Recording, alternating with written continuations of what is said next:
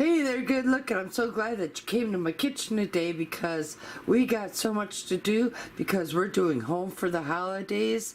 And remember, I showed you how to sit there and make that Thanksgiving bread. Well, now I'm going to sit there and show you how to make the Thanksgiving cubes.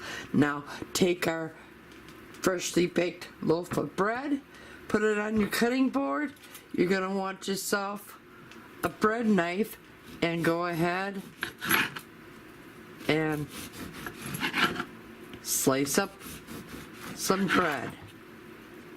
Now, you can sit there and dry it out a few different ways. You can either put it in your oven at 200 degrees after we cubed up it all, or you can sit there and simply take these slices and take them right over to your toaster and toast them up.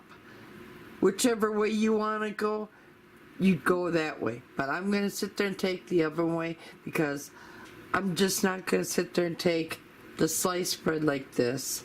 I'm going to sit there and cube it all up. So how I do that, after I slice it all up, I slice it up in the other direction.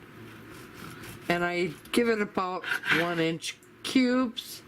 I turn the sliced bread around, and then I go ahead and I cube it up like that. That's why I say I'm going to sit there and go the oven route. 200 degrees until these are all dry.